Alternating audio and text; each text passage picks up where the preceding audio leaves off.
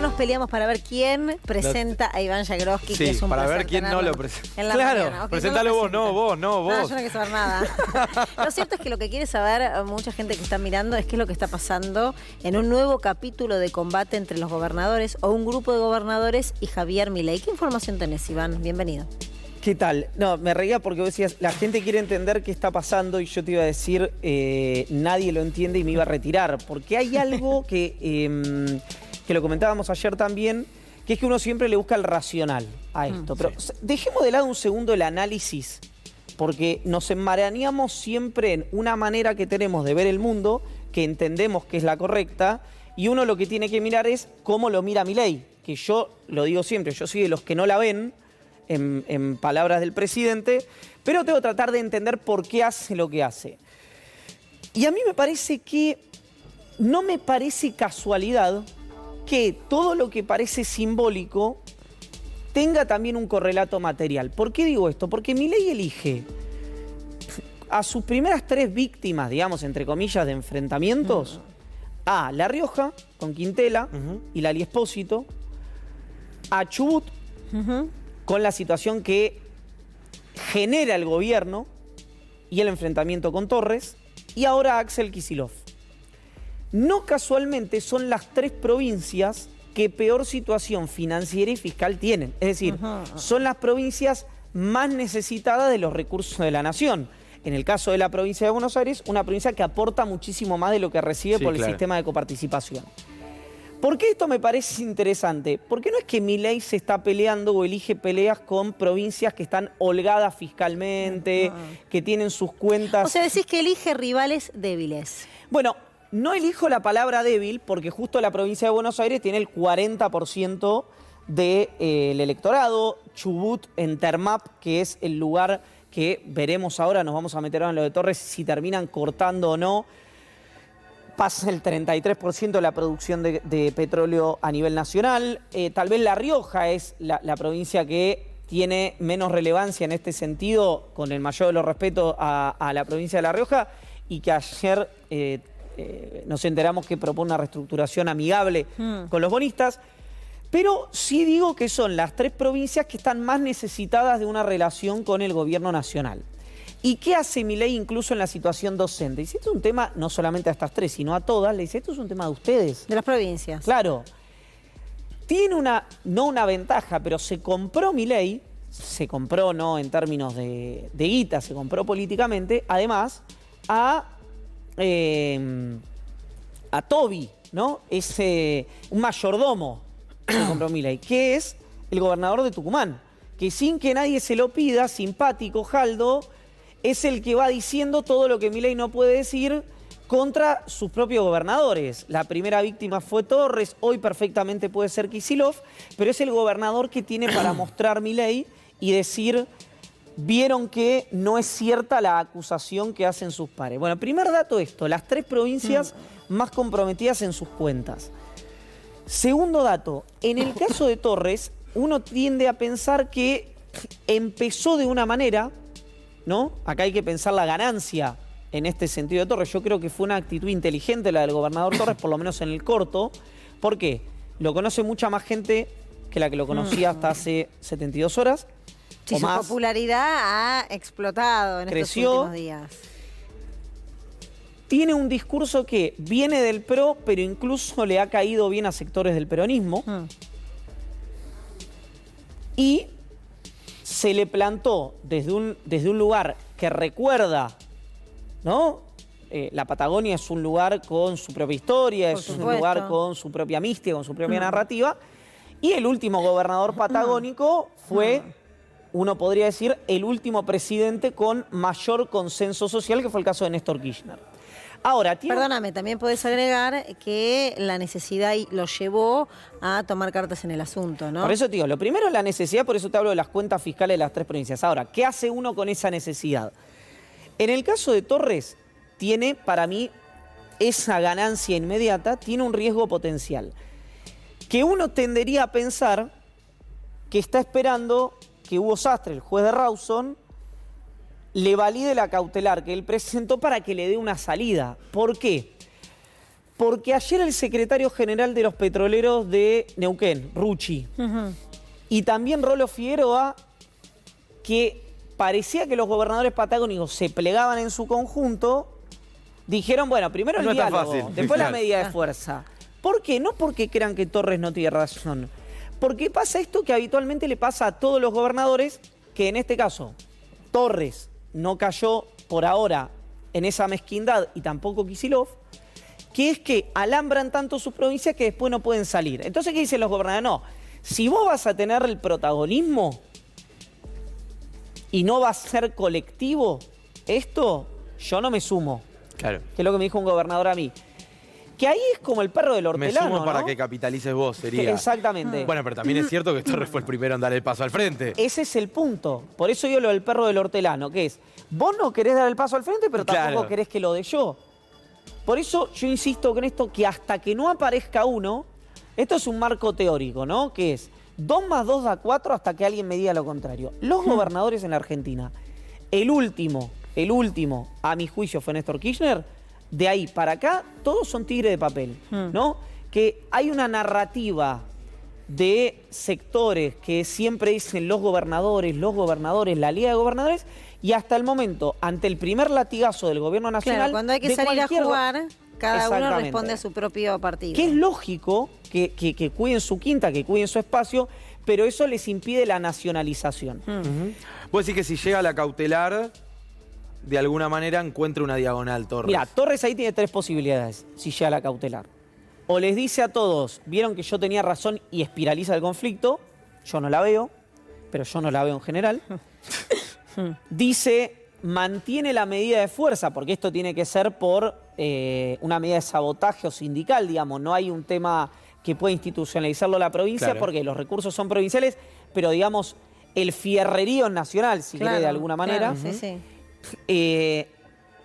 Y son, Termap son empresas privadas, las que están ahí arriba. Pero él podría decir, bueno, yo mantengo esta medida de fuerza gestionada y pero pido una mesa de diálogo. O una tercera, que es levanto la medida de fuerza y llamo una mesa de diálogo. Ahora, ¿qué es esperable que haga Milei? Que rechace cualquier tipo de mesa de diálogo. Todo. Entonces, todos estos mecanismos, nosotros lo pensamos en función de una contraparte que ¿Pero habla te imaginás mismo... a Nación cumpliendo? ¿Cómo? ¿Vos te imaginás al gobierno nacional cumpliendo con una medida cautelar? No, lo que va a hacer el gobierno nacional es apelar y tratar de traerlo a la ciudad de Buenos Aires, por supuesto. Pero no, esto no es jurídico, nada es jurídico en este país. No. Con Es el mayor de los respetos, es político. Por eso te quedaste tildado. Claro, dije, me está hablando de justicia. Me está hablando en serio. Me está hablando de derecho. Qué loco. No sé, Qué osado. No sé cómo se come eso. Entonces, a ver, Iván, me parece, siguiendo un poco tu lectura, que si acá los gobernadores hacen de la unión la fuerza, puede haber un juego político muy potente y muy latente en los próximos días. Si queda solo, en este caso Ignacio Torres, en su lucha para defender como corresponde a su provincia, va a seguir siendo el enemigo de Milei y representando para Milei la casta que no quiere modificar nada. Y eso siempre, todo esto es siempre en función de la economía, pero eso en la narrativa de Milei le sigue sirviendo. Claro. Suponete que a Milei se le ponen en contra 20 gobernadores. Dulce de leche. Dulce de leche. ¿Por qué? Porque él no tiene que pasar por el Congreso. Hoy el Congreso, a mí me lo dijo uno de los principales referentes del ecosistema libertario, dice, el Congreso así como está no nos sirve para nada. Las únicas 2 cosas que necesita el gobierno antes de fin de año es el RIGI, el régimen de inversiones, de grandes inversiones, y la reforma laboral. Son las 2 cosas que quiere materializar el gobierno. Sea porque la justicia levante la cautelar, porque se lo apruebe el Congreso, por lo que sea. Después no hay grandes modificaciones. Yo lo que te digo es, el horizonte final de Milei es una reforma constitucional.